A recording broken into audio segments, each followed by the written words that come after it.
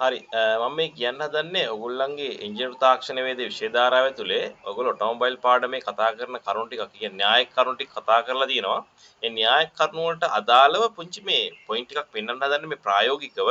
ඔයගොල්ලෝ දන්නා සාමාන්‍යයෙන් පෙට්‍රල් එන්ජින් එකක් ගත්තාම පෙට්‍රල් එන්ජින් එක ඔයගොල්ලෝ කතා කරලා මේක ඉගෙනගෙන තියෙනවා චූෂණ කවුලුවක් තියෙනවා පිටාර කවුලුවක් තියෙනවා චූෂණ වෑල් එකක් තියෙනවා පිටාර වෑල් එකක් තියෙනවා ඒ වගේම මේවා සම්බන්ධ වෙලා තියෙනවා යම්කිසි ක්‍රමවේදයකට ස්ප්‍රින් නම් එහෙම සම්බන්ධ කරලා ඒ වගේම මේවා ඇරෙනකොට වැහෙනකොට මේ කවුළු වලින් පෙට්‍රල් මිශ්‍රිත වාතය ඇතුල් වෙනවා අනිත් පැත්තෙන් පිටාර වෑල් එකෙන් ඇරෙනකොට ඒකෙන් දුම් පිට වෙනවා මේ කියන කාරණා ටික ප්‍රායෝගිකව ඊටාම සරලව පෙන්වන්න තමයි හදන්නේ. න්‍යාය ගැන කතා කරන්න නෙමෙයි. මොකද න්‍යාය ඉගෙන ගත්ත කෙනෙක්ට ප්‍රායෝගිකව මේක දකින්න සහන්න. රයිට් මම ගොඩක් සමීප කරලා මේ කාරණේ පෙන්වන්නම්.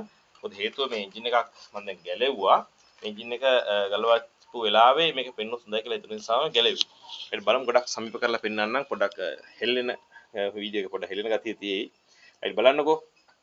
දැන් මෙතන තියෙනවා බලුවහම මොකද බලනකොට පේනවා මෙතන තියෙනවා වෑල් දෙකක් එකක් තමයි ඔයගොල්ලෝ බලන්න පුළුවන් මේක මෙතන එක වෑල් එකක් තියෙනවා මෙතන තවත් වෑල් එකක් තියෙනවා සාමාන්‍යයෙන් අපි ගත්තාම මේ වෑල් දෙක ගත්තාම එක වෑල් එකක් අනිවාර්යෙන් චූෂණ වෑල් එකක් වෙන්න ඕන අනිත් වෑල් එක පිටාර වෑල් එකක් වෙන්න ඕන දැන් එතකොට මෙතන ගත්තාම මෙතන අපිට හොයාගන්න පුළුවන් මෙතනින් තමයි පෙට්‍රල් මිශ්‍රිත වාතය ඇතුළට එන්නේ මෙතන මේ කවුලුවක් තියෙනවා මේ කවුලුවෙන් තමයි පෙට්‍රල් මිශ්‍රිත වාතය ඇතුල් වෙන්නේ එයා පෙට්‍රල් මිශ්‍රිත වාතය ඇතුල් වෙන්නේ මෙන්න මේ කියන කවුළුවෙන් නම් මේකට සම්බන්ධ වෙලා තියෙන වෑල් එක. කියන්නේ මේ කවුළුව අරින්න වහන්නේ මේ වෑල් එකේ.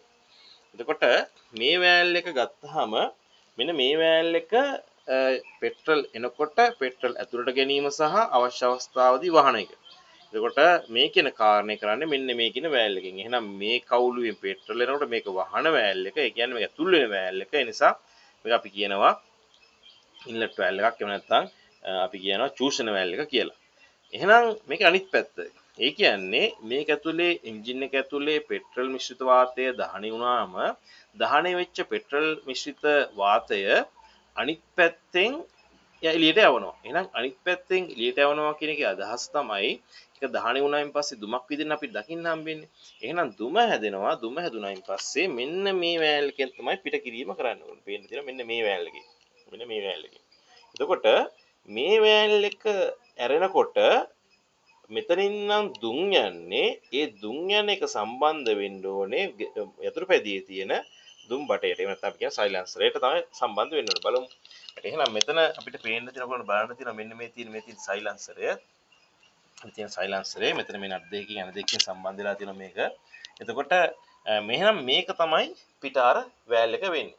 එතකොට මේ එන්ජින් එක ගත්තාම මම පෙන්නනම් ආය පාරක් ඕලන්ට මෙන්න මෙහෙම මේක චූෂණ වෑල් එක මේක පිටාර වෑල් එක. එතකොට චූෂණ වෑල් එක සහ පිටාර වෑල් එක කියන දෙක මෙතනින් සම්බන්ධ වෙලා තියෙනවා. මේකට සම්බන්ධ එන්ජින් එක උඩට ස්කොඩ කොටස සම්බන්ධ වෙලා තියෙනවා. කොටසට සම්බන්ධ වෙලා තියෙනවා. එතකොට මේක බලන්න පුළුවන්. ඒ කියන්නේ පෙට්‍රල් එනකොට මේ වෑල් එක හෙල්ලෙන්නත් ඒ වගේම දුම් යනකොට පිට වෙනකොට මේ වෑල් එක එළියට යන්නත් මේ කියන වෑල් දෙක ක්‍රියා කරන ආකාරය මම බොහොම සරලව සමීපව පෙන්නන්නම්. ඔයගොල්ලෝ බලන්න පුළුවන් මෙන්න මේ වෑල් දෙක දිහා බලන්න මෙන්න මේ වෑල් දෙකට බලන් ඉන්න මේ වෑල් දෙක සහ මෙතන මේ සම්බන්ධතාවයත් එක්ක මේක ඉහළ පහළ යනවා වෙන විදිය බලන්න. මම මේ කරකනවා බලන්න. ඔන්න බලාගෙන ඉන්න. ඔන්න චූෂණ වෑල් එක හෙල්ලෙනවා පේනවා ඔයගොල්ලන්ට. චූෂණ වෑල් එක හෙල්ලෙනවා කියලා කියන්නේ චූෂණ වෑල් එක ඇතුළට යනවනේ චූෂණ වෑල් එක වැහෙනවනේ. ඕක චූෂණ වෑල් එක වැහෙනවා. වැහිලා තියෙන අවස්ථාව අවුන් අනිත් පැත්ත ගත්තාම චූෂණ වෑල් එක ඇරෙනවා. එතකොට චූෂණ වෑල් එක හෙල්ලෙන්න පටන් ගන්නවා. ඔන්න පිටාර වෑල් එක ක්‍රියාත්මක වෙනවා. එතකොට දුම් ටික පෙට්‍රල් ආපු ගමන් අනිත් පැත්තට දුම් යනව නෙවෙයි මේ වෙන්නේ. මේක ඉතා වේගෙන් සිද්ධ වෙනකොට ටයිම් එකක් අනුව තමයි සිද්ධ වෙන්නේ. ඔයගොල්ලෝ දන්නවා එන්ජින් එක තියෙනවා ප්‍රධාන වශයෙන් මේ දහන ක්‍රියාවලිය සිද්ධ වෙනකොට පහරවල් හතරක්. පහරවල් හතරක් ක්‍රියාත්මක වෙනවා. මොකද්ද ක්‍රියාත්මක වෙන පහරවල් හතර? පළවෙනි එක තමයි මේ වෑල් එක ඇරෙනවා. මේ වෑල් එක ඇරෙනකොට පෙට්‍රල් මිශ්‍රිත වාතය මෙන්න මේ කවුළුවෙන් ඇතුළට ගන්නවා. ඇතුළට ගත්තාම ඇතුළට ගන්න වෙලාවේ පිටාර වෑල් එක කියන්නේ මෙන්න මේ වෑල් එක වැහිලා තියෙනවා. එතකොට වැහෙන මේක පිටාර ඉන්ලට් එකෙන් නැත්නම් අපි කියන්නේ චූෂණ වෑල් එකෙන් පෙට්‍රල් මිශ්‍රිත වාතය ඇතුළට ගන්නකොට පිස්ටන් එක පහළට යනවා. පිස්ටන් එක පහළට යනවත් එක්කම ඊළඟ අවස්ථාවේ වටයක් කරකලා පිස්ටන් එක උඩට එනවා. උඩට එන අවස්ථාවේ මොකද වෙන්නේ? පෙට්‍රල් සහ වාත දෙකම සම්පීඩනයට ලක් වෙනවා. සම්පීඩනයට ලක් වෙනකොට චූෂණ වෑල් එකත් වැහිලා පිටාර වෑල් එකත් වැහිලා. එහෙනම් චූෂණ වෑල් එක සහ පිටාර වෑල් එක දෙකම වැහිලා තියෙන අවස්ථාව සම්පූර්ණ සම්පීඩන ලක් වෙනකොට මෙන්න මේ පැත්තේ තියෙන ඔයගොල්ලන්ට පේනවනේ ප්ලග් එකක් එහෙම නැත්නම් අපි කියන්නේ පුළිඟු පේනුවක් තියෙනවා. මේකෙන් පුළිඟුවක් යවනවා.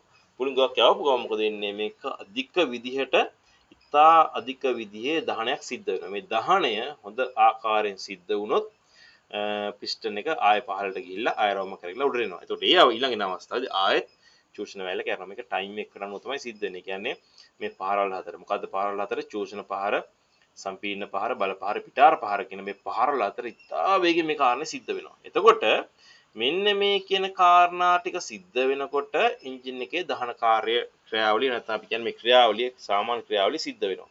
එතකොට මෙන්න මේ කියන කාරණා ටික තමයි මෙන්න මේ වෑල් දෙකෙන් ඉහළ පහළ ගිහලා ගැනීම සහ පිට කිරීම කියන කාරණා ටික සිද්ධ වෙන්නේ. එතකොට මේක න්‍යායාත්මකව ඔයගොල්ලෝ මේනකොට ඉගෙනගෙන ඉවරයි.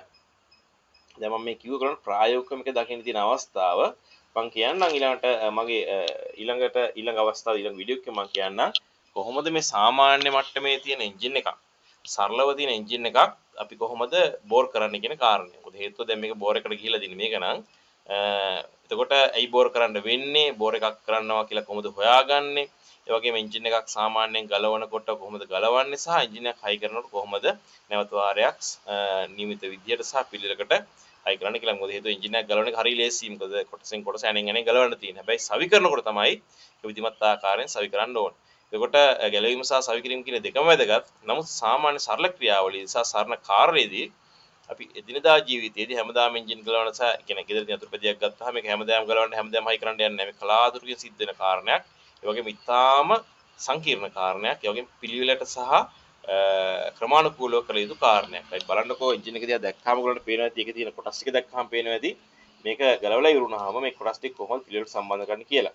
ඒත් මම ඔයගොල්ලන්ට ඔය කිව්වේ ඉතාම සරලව කිව්වේ එන්ජින් එක සාමාන්‍යයෙන් අපිට දකින්න තියෙන මූලිකම කොටස් ටික ඉතාම සරලව.